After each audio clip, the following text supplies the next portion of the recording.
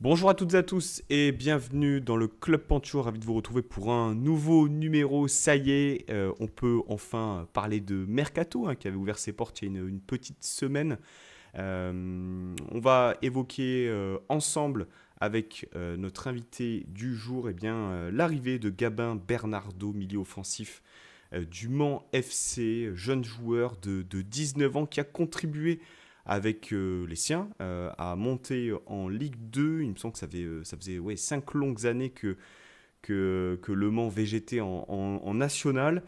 Il y a pas mal de choses à dire forcément. Alors voilà, moi j'aime bien faire ces numéros-là, apprendre des choses sur les joueurs qui vont nous rejoindre. Là pour le coup, on y viendra un peu plus en détail avec notre invité.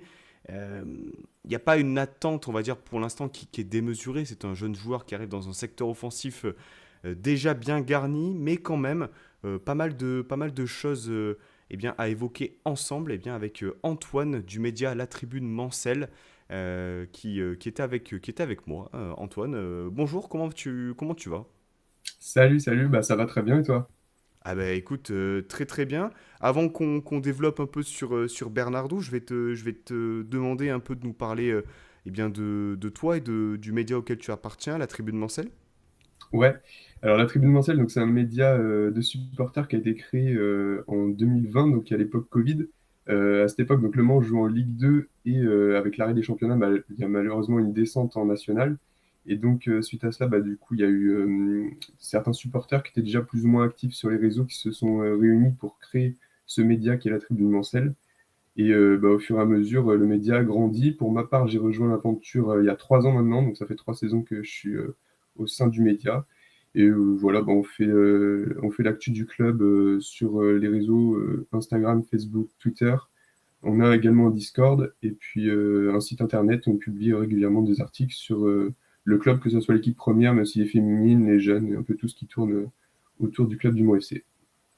Merci. Voilà, donc si vous êtes friand d'aller consommer un peu plus de contenu en lien avec ce club qui va, voilà, dont on va peut-être un peu plus parler dès la saison prochaine.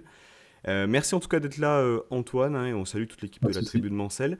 Donc Gabin Bernardo, jeune joueur, on l'a dit, je vais déjà te demander quel regard tu portes un peu sur le joueur qui sort d'une saison accomplie, qui part libre.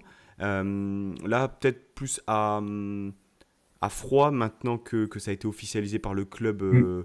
hier, au moment où on tourne cette vidéo-là. Qu'est-ce que tu retiens finalement de son passage, de ce joueur pur produit finalement de l'Académie Mancel? Alors moi, c'est un joueur que j'ai découvert il y a quelques années quand il jouait en jeune. Donc c'est un pur Sartois. Il a toujours vécu en Sarthe. Il est formé d'abord à Changé, puis au Mans.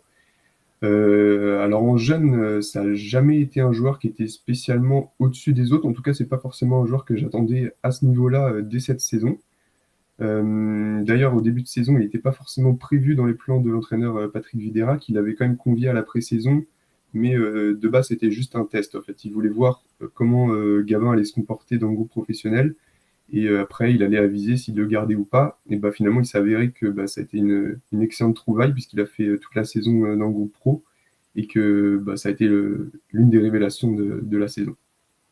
Tu me dis si je me trompe, mais il y avait une direction sportive qui était beaucoup plus orientée récemment sur l'introduction de jeunes du centre de formation. C'est un peu c'est le cas.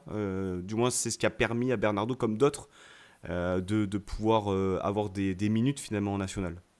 Ouais, alors Le Mans, ça a toujours été un club qui a été historiquement tourné vers la formation. On a sorti beaucoup de joueurs. Là, c'est plus compliqué ces dernières années, bah, depuis l'époque avec la rétrogradation administrative en DH. Bah, du coup, le centre de formation a été perdu, donc ça a été très compliqué pendant des années de sortir des jeunes, c'était pas du tout la priorité. Et là, depuis quelques années, depuis qu'on est remonté à un niveau national Ligue 2, ça commence à repartir au niveau de la formation, parce qu'on a une région qui est quand même assez fertile au niveau des jeunes. Et donc, même sans centre de formation, on voit qu'on arrive à quand même sortir des très bons jeunes. On a eu Martin Rossignol il y a quelques années qui était titulaire cette saison aussi avec Gabin au milieu. On a eu Makan Aiko qui est parti aux Pays-Bas et qui a été à l'époque aussi une des révélations du championnat national. Voilà, il y a quelques petits jeunes qui sortent chaque année. Et donc là, bah, là, cette année, on a eu Gabon Bernardo et également Jérémy Machumona qui a eu pas mal de minutes cette saison au poste de latéral droit. Donc cette saison, on va parler bien du championnat, c'est 30 matchs, 3 buts et 8 passes décisives. Il me semble qu'il est nommé dans l'équipe type de la saison C'est en ça, ouais, dans nationale. l'équipe type. C'est sa Il est première. nommé également parmi les révélations de la saison, mais il a malheureusement pas gagné. Parmi les trois, c'était Giovanni Versini qui a gagné. Ce qui est quand même assez fou dans son parcours, c'est que c'est sa première saison parmi les professionnels. Le Mans a C'est toujours ça. le statut pro, hein. Oui, oui, oui. Il n'y a pas eu d'autres saisons, ou alors il n'est pas rentré, on va dire, une quinzaine de matchs l'année précédente. C'est vraiment sa première saison Ouais, et c'est c'est ça. une Ouais, saison pleine. C'est quand même assez rare finalement. ouais, ouais, bah, c'est clair. Surtout que l'année dernière, c'était un joueur qui jouait même pas avec la réserve, il jouait surtout avec les U18 terrains, donc à un niveau qui était. Moi, je me rappelle, je suis allé voir un de leurs matchs en tout début de saison dernière. Il jouait à Ecomois en Gambardella premier tour. C'était un champ de patates le terrain, donc pas du tout au niveau Ligue 1 qui va goûter d'ici quelques mois. Ils avaient gagné 22-1, Le Mans, c'était n'importe quoi. Et donc, c'est fou de se dire que en un an, quasiment 2 ans, il est arrivé à ce niveau-là. Et oui, forcément, c'est un joueur qu'on n'attendait pas à ce niveau dès cette saison. Et il avait eu quelques matchs, une dizaine, même pas, avec la réserve l'an dernier. Et il s'entraînait jamais avec les pros. Et donc, comme je te l'ai dit, ouais, il a intégré le groupe pro au début de saison. Et bah, très rapidement, il est devenu titulaire. Ouais, justement, donc il démarre la saison déjà titulaire, ou est-ce qu'il y a vraiment eu, on va dire, quelques matchs d'adaptation et si tu devais peut-être nommer un moment où, on pourrait dire un moment bascule finalement dans la saison pour le joueur. Ouais, bah en fait, le début de saison n'a pas été bon pour l'ensemble de l'équipe. Le coach avait commencé avec un système en 3-4-3 qui était un petit peu particulier. On avait donc une défense à 3, deux pistons, un milieu à 2 qui était un peu au four et au moulin parce que bon, un milieu à 2 ça se fait assez rarement, et trois attaquants, donc deux ailiers mais assez axiaux, pas vraiment mangeurs de ligne. Donc lui, il jouait justement à ce poste d'ailier droit. Et donc, ça marchait pas. Et au final, le coach a décidé de changer de système et de passer en 3-5-2, donc avec deux pointes et un milieu à 3, une pointe basse et deux milieux un peu plus 8-10. Et donc là, il a été recentré à ce poste-là. Et je dirais que c'est à ce moment-là que vraiment on a compris que ça allait être un joueur clé de l'équipe. Parce qu'il me semble qu'il est nommé aussi meilleur joueur de national sur le mois de janvier 2025. Si je ne dis pas de bêtises, à vérifier. Dans l'équipe, justement, donc il y a eu d'autres hommes forts dans cette saison, mais tu le mets où en fait dans le classement des top joueurs? Est-ce que pour toi, vraiment, Bernardo, sur cette saison, ça a été le meilleur morceau? À mon avis, je pense que c'est pas le meilleur morceau, mais du fait de sa jeunesse, c'est forcément celui qu'on va retenir parce que c'est celui qui a marqué un joueur qui arrive comme ça de nulle part, entre guillemets. Alors, on l'avait déjà un petit peu vu en Gambardella l'an dernier parce qu'on avait accueilli l'OM en fait, à domicile devant un stade euh, pas plein, mais quand même assez rempli. Et ça avait été un des matchs marquants de la saison puisqu'on n'avait pas vécu une saison exceptionnelle. Et donc, on l'avait déjà un petit peu entrevu, mais sinon, on ne l'avait jamais vu. Et donc, le voir bah, titulaire dès sa première saison, forcément, ça fait que c'est le joueur qu'on va retenir, je pense. Mais à mon avis, pour répondre à ta question, non, c'est pas le meilleur morceau. Je pense qu'il y a des joueurs qui ont été plus marquants, que ce soit dans la régularité ou même parfois sur, comment dire, sur les joueurs frissons, on va dire. Petite question quand même sur le fait qu'ils partent libres. Bon, est-ce que... Bon, je présume que vous êtes déçu. Maintenant, c'est dur pour un club de national, bon, qui plus est qui monte en Ligue 2, mais de garder ces joueurs les plus talentueux. Mais est-ce qu'il y a un petit goût quand même amer contractuellement peut-être de ne pas avoir mieux géré le dossier? Ouais, bah c'est sûr que forcément, on est tous déçus de voir ce départ à libre. On a un peu l'impression d'avoir travaillé pour rien parce qu'on le lance et au final, on va récupérer peut-être des indemnités de formation, mais au final, pas grand-chose. Alors, il faut savoir qu'en national, c'est assez compliqué. Il y a des règles qui sont vraiment assez particulières. C'est-à-dire qu'on n'a pas le droit de proposer des contrats pro à un joueur avant 20 ans, sauf s'il est passé par un centre de formation. Et du coup, vu que nous, on n'a plus de centre de formation, et ben, on pouvait pas. Donc, il aurait pu théoriquement signer, je crois, vu qu'on monte en Ligue 2. Mais bon, à partir du moment où tu fais une saison où tu t'es dans les révélations du championnat, c'est sûr qu'il y a des clubs avec des moyens financiers autres qui vont s'intéresser. Et donc là, c'est plus possible de le conserver. Oui, parce que quand même, les contacts duraient depuis un certain temps, du moins avec Frank Hayes. C'était ce qui était du moins sorti. Bon, on va pas t'appeler Madame Irma, Antoine, Mm. ça a l'air quand même d'être un choix intéressant du joueur d'opter pour Nice, le fait d'être coaché par Frank Hayes dans le développement, on sait que c'est quelque chose qui peut fonctionner aussi, quoi. Ouais, ouais, je pense que c'est un bon choix. Bah, pour Nice, c'est sûr que qu'ils ont tout à gagner parce que bah, ils déboursent rien et puis que ça soit un prêt ou qu'ils le gardent en rotation, c'est un joueur qui pourra que apporter du positif. Donc c'est sûr, pour Gabin, après, ça dépend. Si effectivement ça se passe bien et qu'il a du temps de jeu, bah, il pourra en ressortir gagnant. Et dans le pire des cas, j'ai envie de te dire, il pourra redescendre, que ce soit en prêt ou par la suite. Donc pour moi, c'est du gagnant-gagnant en fait. Est-ce que c'est possible pour toi de le voir évoluer en prêt chez vous l'année prochaine? Très sincèrement, je pense pas, enfin, j'aurais du mal à comprendre le mouvement. Et puis, bon, il a fait un message quand même d'adieu aux supporters, donc j'ai quand même beaucoup de mal à l'imaginer revenir en prêt. Euh, Par rapport au style, donc tu as dit que le système qui avait plus ou moins fonctionné, c'est donc un 3-5-2 où il évoluait dans ce milieu de terrain un peu plus offensif. Comment est-ce que tu définirais ce joueur-là, son profil, ses attributs? Bah, c'est un joueur qui est très jeune, donc il a beaucoup d'insouciance. Il est vraiment tourné vers l'avant. C'est un joueur qui va dynamiter le jeu, toujours bah, chercher une solution offensive. Il a un excellent pied gauche. Il adore frapper. Bah, je me rappelle au début de saison, il jouait plutôt ailier droit, comme je t'ai dit. Et donc, il avait tendance à pas mal repiquer dans l'axe, enrouler pied gauche. Là-dessus, il doit encore progresser sur les tirs. Je trouve qu'il a moyen de marquer beaucoup plus de buts s'il arrive à vraiment travailler devant le but. Mais sinon, ouais, c'est quelqu'un qui a une qualité de passe assez exceptionnelle. 8 passes D, c'est quand même pas pour rien. Et ouais, ouais, il est très tourné vers l'avant, comme je t'ai dit. À nous de l'accompagner au mieux et de lui laisser le temps de grandir, car passer de la N1 à la Ligue 1 et la Coupe d'Europe, ce n'est jamais anodin. Ce sont les mots de Florent Maurice et qui récapitulent un peu cette situation. À savoir que, comme tu l'as dit, Antoine, finalement, c'est gagnant-gagnant, mais il va pas falloir non plus attendre peut-être trop Mm. et trop vite aussi de la part d'un joueur qui a qu'une seule saison pleine et une saison de national. Euh, pour en revenir sur le style, est-ce que tu juges sa saison comme étant régulière dans la performance ou a-t-il eu, ce serait pas étonnant, des coups de moins bien? Ouais, ouais, il a eu quelques petits coups de moins bien. Je pense que physiquement, ça a été compliqué aussi de découvrir ce niveau senior, parce qu'au final, il n'avait jamais fait une saison complète dans le monde senior.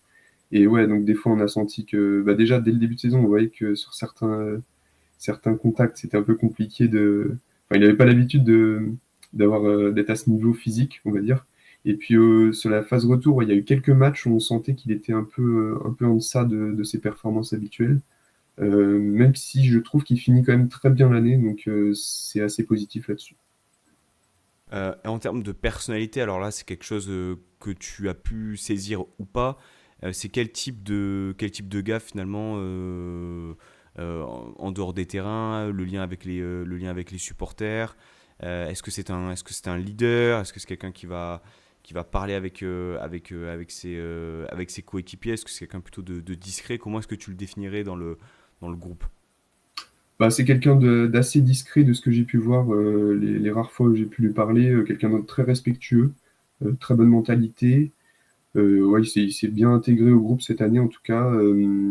C'est pas spécialement un leader par la parole, mais techniquement ça peut en être un. Par rapport au profil, alors lorsque tu as décrit le 3-4-3, le premier système qui Mm. n'a pas trop fonctionné, disons que c'est celui qui a été beaucoup utilisé par Frank Hayes. Pour toi, c'est plutôt un joueur d'axe, j'ai l'impression, dans ce que tu décris, du moins peut-être un manque de vivacité ou de qualité de dribble en un contre un qui permettrait d'être un ailier à part entière? Ouais, c'est ça. Il est pas assez. Enfin, c'est pas un joueur qui va être trop dans la provocation. Ouais, pour moi, c'est un joueur d'axe. Il a toujours été formé à ce poste de 10 ou à la limite de 8 offensif. Mais il peut jouer ailier, mais pour moi, il est vraiment meilleur quand il est dans l'axe. Je pense que vraiment le milieu à 3. Alors, si vous jouez avec un milieu à 2, c'est vrai que ça peut être compliqué de le mettre dans un binôme. Je pense qu'il est meilleur quand même quand il y a quelqu'un derrière lui. Après, il peut s'adapter, je pense, mais si vous jouez dans un 3-4-3, je pense qu'il va peut-être commencer par faire des entrées sur l'aile plutôt que dans l'axe.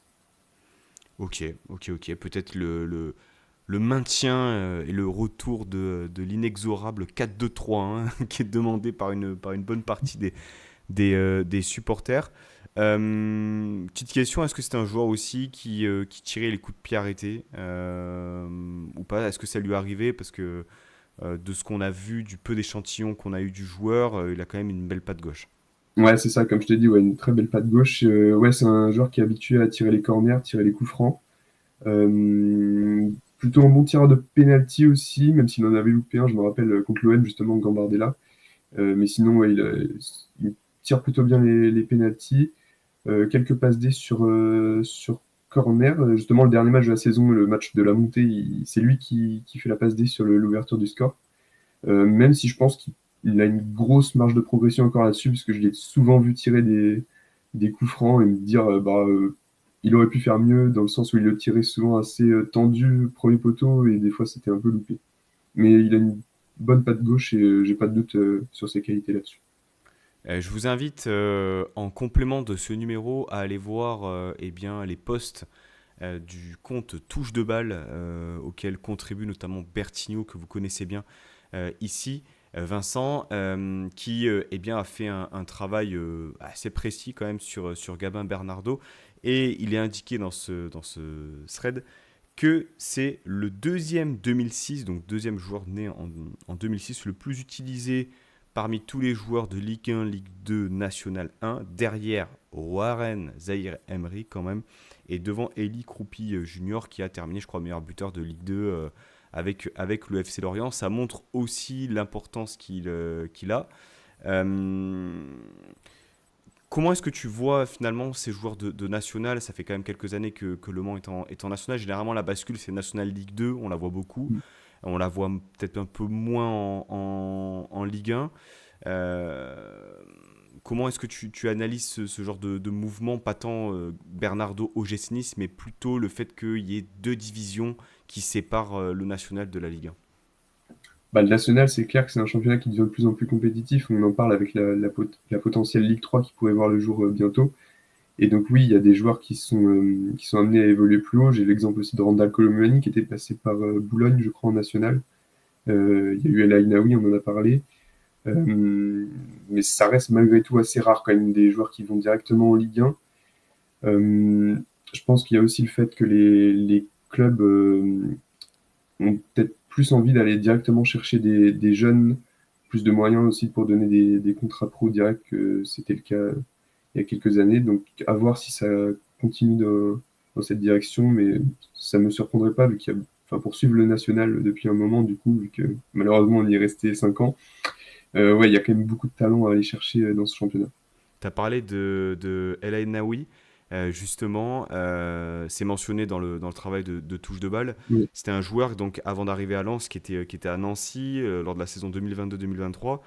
Nancy était en national à ce moment-là, il sortait d'une saison pleine. Il y a quand même des comparaisons entre ces deux mouvements, même si bon, le style des deux joueurs est quand même différent. De plus, El Ainaoui avait une saison de Ligue 2 avant, de façon à avoir un peu plus d'expérience. Je suppose que Lainaoui, c'est un joueur que tu as suivi aussi lorsqu'il était du côté de Nancy. Enfin, à l'époque, ça devait quand même parler. Bon, je te demande pas si la trajectoire va être la même, mais c'est quand même positif lorsque tu sais que Franquès, justement, a permis de développer un joueur comme ça. Ouais, c'est clair. Et puis Gabin, je crois qu'il est encore plus jeune. Je sais plus Ouais. quel âge avait El Ainaoui quand il est parti à Lens, mais ouais, Gabin, c'est un joueur qui est né en 2006, donc c'est extrêmement jeune. Je pense qu'il a une marge de progression vraiment énorme, donc ouais, j'imagine que que ça va être un joueur à surveiller sur ces prochaines années. C'est un 2001, voilà, pour la Mais petite 2001, donc, information. Ouais, mm. donc ouais, effectivement, il y a quelques années d'écart. Eh bien, écoute, Antoine, moi j'ai fait le tour des questions que je voulais te poser. Est-ce que tu avais quelque chose à rajouter par rapport à Bernardo? Forcément, nous en tant que supporters niçois, on voit un jeune débarquer. On a lu voilà, des déçus déjà, sans connaître le joueur. Euh, Moi en tout cas, je vais quand même donner mon avis. Je trouve que c'est un, sur le papier, c'est un bon recrutement. C'est pas un recrutement dans l'immédiat, c'est un joueur qui doit être développé, qui doit encore progresser. Mais récupérer l'un des meilleurs joueurs de national, un 2006, de manière à le façonner, à ne pas lui mettre une trop grosse pression, parce que on a un secteur offensif quand même extrêmement garni. Eh bien, voilà, c'est aussi ça, je pense, quand on a peu de moyens et qu'on ne peut plus débourser certaines sommes qu'on pouvait il y a quelques années, qu'on peut justement eh bien, permettre à ce joueur-là d'être un tremplin pour lui finalement. Parce que s'il explose à Nice, eh bien, derrière, ce ne sera pas une vente de 100 ou 200 000 euros. Peut-être les frais d'indemnité de formation qui ont été versés au Mans, hein, ça se comptera peut-être en millions. Est-ce que, enfin, tu le vois où pour finir, Antoine? Alors là, c'est encore compliqué, mais est-ce que c'est vraiment un joueur? Bon, tu as suivi sur la saison, tu le vois où? Est-ce que il a un potentiel vraiment ultra élevé ou tu après bon, s'il arrive à se maintenir en Ligue 1 et être un joueur de Ligue 1, ce sera réussi, mais tu le vois où finalement, Bernardo? Très sincèrement, c'est compliqué de répondre à la question parce que pour être honnête, même moi, au début de saison, alors que je suivais plutôt pas mal les jeunes, je pensais pas du tout qu'il allait être titulaire dès sa première saison. Au contraire de d'autres jeunes qui ont finalement pas été autant utilisés que lui. Donc très sincèrement, je sais pas si ça se trouve il va nous surprendre, il va être titulaire dès sa première saison à Nice. Si ça se trouve ça va pas marcher, ça va être un échec. Je saurais pas te dire honnêtement où je le vois, mais j'espère vraiment, je lui souhaite que du bonheur, que du positif. Tu ne te mouilles pas là, Antoine. Mais c'est ça, je ne pas trop, c'est clair. La réponse Ouais, pour ne pas prendre de risque. Non, mais en même mais temps, c'est clair. c'est délicat. Ouais, Euh, ouais, c'est délicat, mais moi-même, tu vois, je te dis, je le suivais en équipe jeune et je le voyais pas du tout vraiment être titulaire avec Le Mans. Donc c'est pour te dire que vraiment, je sais pas du tout jusqu'où il peut aller, quoi. un grand merci, Antoine, pour ta venue dans l'émission, pour tous ces éléments que tu nous as apportés sur Bernardo. Alors forcément, on va suivre attentivement son développement. Peut-être que ça commencera par du groupe élite en arrivant dans un premier temps. Peut-être qu'on le verra, voilà, sans doute dès la pré-saison. Je le dis jamais, mais si vous aimez ce type de contenu de manière générale et si vous voulez soutenir aussi le Club Pancho, n'hésitez pas à vous abonner et à liker la vidéo sur les plateformes aussi de podcast. Voilà. Pas très à l'aise pour vendre le média, mais voilà, on arrive gentiment sur les 1000 abonnés sur YouTube et c'est grâce à vous aussi, donc n'hésitez pas. Antoine, merci beaucoup. Bonne Eh ben, saison, de rien. bon été au Mans FC. J'ai vu que Vercuis, Vercruis, ouais, sur Vercruis Vercruis était déjà de arrivé Boulogne. pour remplacer Bernardo. C'est ça. Voilà, hein, on sent qu'il y a une anticipation, ça travaille bien Ouais. du côté du Mans FC. Très bonne saison à vous en Ligue 2 et peut-être à très vite en Coupe de France, qui plus est, pour une énième déception pour l'OGC Nice. Ouais, bah merci beaucoup. Je vous souhaite aussi à tous les Niçois une excellente saison, en espérant que Gabin vous fasse rêver. On l'espère aussi. Merci à toi. Très bonne journée à toutes et tous. Et puis nous, on se dit à très vite pour un prochain numéro. Bayeta et Sanissa. Ciao, ciao.